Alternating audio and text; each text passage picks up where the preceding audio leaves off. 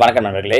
TRP second grade teachers எக்ஸாமுக்கு prepare ஆகிட்டு இருக்கிறவங்களுக்காக நேற்று நம்மளோட வாட்ஸ்அப் குரூப்பில் டாபிக் வைஸாக ஒரு கொஷின் பேப்பர் போட்டிருந்தோம். எண்கள் டாப்பிக்கில் பயிற்சித்தாள் 1 அப்படின்னு சொல்லிட்டு 10 கொஷின்ஸை வச்சு வாட்ஸ்அப் குரூப்பில் போட்டிருந்தோம். அதுக்கான ஆன்சர் கீயை நம்ம இப்போ பார்க்கலாம். இதில் பாருங்கள், பொருத்தமான விடையை தேர்ந்தெடுத்து எழுதுக. முதல் கேள்வி, பின்வருவனவற்றுள் எது விகிதமுறு எண் அல்ல? இதில் எது ரேஷ்னல் நம்பர் இல்லை அப்படின்னு சொல்லி கேட்குறாங்க. ரேஷ்னல் நம்பர்னால் என்ன ஃபார்மேட்டில் இருக்கும் அப்படின்னா, ஒன்று P/Q அப்படிங்கிற ஃபார்மேட்டில் இருக்கும், இல்லாட்டி டெசிமல் நம்பரில் ஒரு குறிப்பிட்ட நம்பர் ரிப்பீட் ஆகிறது மாதிரி இருக்கும். சரிங்களா? அப்படி இருக்கிறது தான் ரேஷ்னல் நம்பர். இப்போ இதில் பாருங்கள், P/Qன்ற ஃபார்மேட்டில் இருக்குது. அப்போ இது விகிதமுறு எண். இதுவும் P/Q ஃபார்மேட்டில் இருக்குது, விகிதமுறு எண். இங்கே பாருங்கள் 375 375ன்னு சொல்லிட்டு ரிப்பீட் ஆகிட்டே இருக்குது. அப்போ இதுவும் விகிதமுறு எண். டினாமினேட்டரில் 0 வருது பாருங்கள். டினாமினேட்டரில் 0 வந்துச்சு அப்படின்னா அதுக்கான வேல்யூ கிடையாது, வரையறுக்கப்பட இயலாது அப்படின்னு நம்ம சொல்லியிருப்போம். ஸோ இதில் விகிதமுறு எண் அல்லாதது எது அப்படின்னா ஆப்ஷன் டி. சரியா? ரெண்டாவது கேள்வி, கொடுக்கப்பட்ட எண் கோட்டிலிருந்து பின்வருவனவற்றுள் ஏ மற்றும் பி குறிக்கும் விகிதமுறு எண்கள் முறையன்னு கேட்டிருக்காங்க. இங்கே பாருங்கள், 0க்கு அடுத்து மொத்தம் எத்தனை கோடு இருக்குன்னு பாருங்கள். 1 2 3 4 5 6 7, இந்த 1 வரைக்கும் சேர்த்து 8 கோடு. அப்போ பையில் 8 போட்டுக்கிட்டு மேலே லைனாக இந்த ஒரு கோட்டுக்கும் 1 2 3ன்னு கொடுத்துட்டே வரணும். பையில் எப்படி இருந்தாலும் 8. அப்போ பாருங்கள், 1 2, ஏவுக்கு நேரம் என்ன வருது 3, அடுத்ததா 4, பிக்கு நேரம் என்ன வருது 5வது கோடு. ஸோ ஏவோட வேல்யூ 3/8, சியோட வேல்யூ 5/8. அப்போ ஏ மற்றும் பி குறிக்கிற எண்கள் என்ன அப்படின்னா 3/8, 5/8. என்ன பாருங்கள், அடுத்தது 6/8, 7/8, இது 8/8ன்னு ஆகிடும். அப்போ 8/8னா 1ன்னு கரெக்டாக வந்துடும் பாருங்கள். ஸோ இந்த நம்பரோட சேர்த்து தான் நம்ம லைன்ஸை கணக்கு பண்ணணும். சரிங்களாம்மா? அடுத்ததாக மூணாவது கேள்வி, P/Q என்பது ஒரு விகிதமுறு எண் எனில் பின்வருவனவற்றில் எது உண்மை அல்லன்னு கேட்டிருக்காங்க. P/Q இல்லையா? கீழே டினாமினேட்டரில் மட்டும் என்ன வரக்கூடாதுன்னா 0 வரக்கூடாது. நியூமரேட்டர் எப்படி வேணாலும் வரலாம்.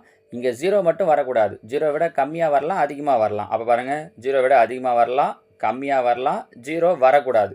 ஆனால் எது மட்டும் வரக்கூடாது, 0 வரக்கூடாது, அது சொல்லிட்டாங்க. ஆனால் ஒரு ஆப்ஷன் என்ன கொடுத்துருக்காங்கன்னா Q = 0ன்னு கொடுத்துருக்காங்க. நம்ம தான் என்ன சொல்லிட்டோம், Q 0 வரக்கூடாதுன்னு சொல்லிட்டோம். அவங்க அதனால தான் என்ன கேட்டிருக்காங்கன்னா எது உண்மை அல்லன்னு கேட்டிருக்காங்க. ஸோ Q = 0ங்கிறது தான் உண்மை அல்ல. ஏன்? இப்போ தான் சொன்னோம், 9/0 கூட சொன்னோம்ல. டினாமினேட்டரில் 0 இருந்துச்சு அப்படின்னா அதுக்கு வேல்யூ கிடையாது, வரையறுக்க இயலாது, நாட் டிஃபைன்ட் அப்படிங்கிறதால Qவுக்கு 0 வரக்கூடாது. சரிங்களா? ப்ளஸ் மைனஸ்லாம் வரலாம். ஓகேவா? அடுத்ததான் நாலாவது கேள்வி, 20/-60ன் திட்ட வடிவம். திட்ட வடிவம்னாலே எப்பவுமே கீழே இருக்கிற மைனஸை மேலே எழுதிடணும். அடுத்தது இதை கேன்சல் பண்ண முடிஞ்சால் கேன்சல் பண்ணலாம் பாருங்கள். 0 0 கேன்சல் ஆகிடும். 1 2 2 3 2 6. அப்போ மேலே -1 பை கீழே 3. So answer option C -1/3. ஓகேவா? அடுத்தது ஐந்தாவது கேள்வி, -1/2 மற்றும் 3/2 குறிக்கும் சரியான எண்கோட்டை தேர்ந்தெடு. -12 மைனஸ் பாருங்களேன், நடுவில் 0, இந்த பக்கம் -1. -12 எங்கே வரும்? 0க்கும் -1க்கும் நடுவில் பாருங்கள். அப்போ இது கிடையாது, ஏன்னா இது -1க்கும் 2க்கும் நடுவில் இருக்குது, இது கிடையாது. 0க்கும் -1க்கும் நடுவில் அரைனா 1/2 -12. ஆனால் இவங்க 3/2 அந்த இடத்துல கொடுத்துருக்காங்க, அதனால் இதுவும் கிடையாது. 0க்கும் -1க்கும் நடுவில் -1/2 கரெக்டு. அடுத்ததா 3/2. 3/2னா என்ன அர்த்தம்? 1 2 2 மீதி 1 1/2, 1/2ன்னு அர்த்தம். 1/2 எங்கே வரும்? 1க்கும் 2க்கும் நடுவில் வரும். இந்த ரெண்டு ஆப்ஷனில் பாருங்கள், 1க்கும் 2க்கும் நடுவில் இங்கே தான் 1/2 கொடுத்துருக்காங்க. So answer C. இங்கே 0க்கும் 1க்கும் நடுவில் கொடுத்துருக்காங்க, அதனால் இது கிடையாது. நம்ம புரியுதுங்களாம்மா? ஸோ என்கோடை வச்சே இப்படியெல்லாம் அவங்க கொஷின் கேட்கலாம் பாருங்கள். அடுத்து ஆறாவது கேள்வி, -11/17ன் கூட்டல் எதிரெண். இதில் தான் முக்கியம், அடிட்டிவ் இன்வர்ஸ் இங்கிலீஷில் சொல்லும்போது. கூட்டல் எதிரெண் அப்படின்னா குறி மட்டும் சேஞ்ச் ஆகணும். இப்போ -11/17 இல்லையா? மைனஸ் இருக்கிறதால குறியை மாற்றினீங்கன்னா ப்ளஸ். So answer 11/17. இதே கொஷினை கூட்டல் எதிரெண்ணு கேட்காம பெருக்கல் எதிரெண்ணு கேட்டிருந்தாங்கன்னா என்னவாயிருக்குன்னா, அப்படியே இந்த -11/17 தலைகீழாக மாதிரி இருக்கும். 17/-11. பொதுவாக டினாமினேட்டரில் மைனஸ் வச்சுக்க மாட்டோன்றதால மேலே நியூமரேட்டரில் போட்டிருப்போம். ஸோ இதுக்கான பெருக்கல் எதிரெண்ணா -17/11. பெருக்கல் எதிரெண்ணு கேட்குறதுனாலும் எதிர்மறை இல்லை நேர்மாறு அப்படின்னு கேட்குறதுனாலும், நேர்மாறுன்னு கேட்டாலும் இதே ஆன்சர் தான். சரிங்களா? கூட்டல் எதிரெண்ணு கேட்டாங்கன்னா ஜஸ்ட்டு குறியை மட்டும் சேஞ்ச் பண்ணால் போதும்.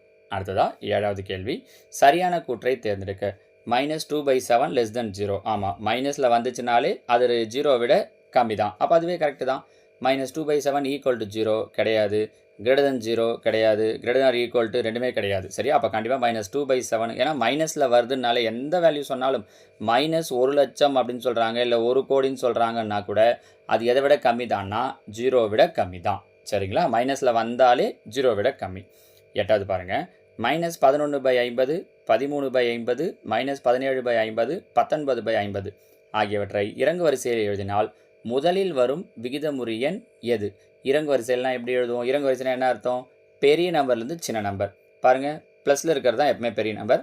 ப்ளஸில் 2 நம்பர் இருக்குது, 19, 13. எல்லாமே பையில் 50 இருக்கிறதால, சப்போஸ் இங்கே டினாமினேட்டர் வேறவா இருந்தால் நம்ம டினாமினேட்டர் எல்லாம் சேமாக மாற்றணும்.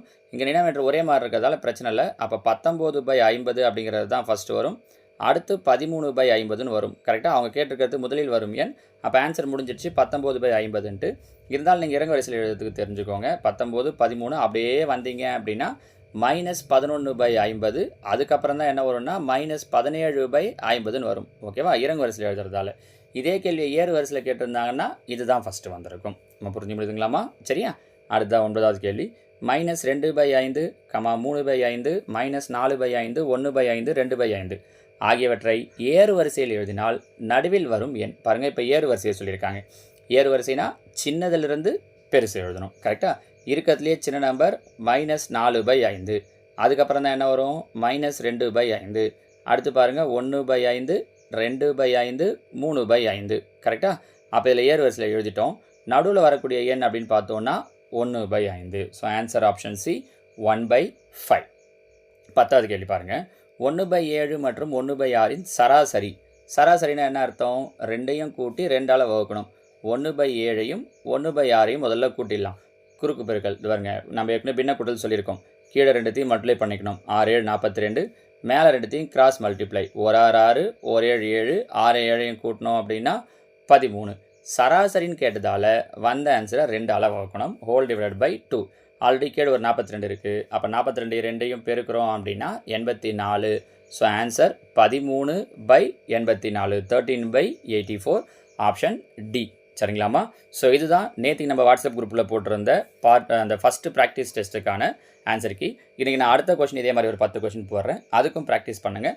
நாளைக்கு அதுக்கான ஆன்சர்ஸ் கீஸை நான் உங்களுக்கு சொல்கிறேன். ஓகேவா? தேங்க்யூ.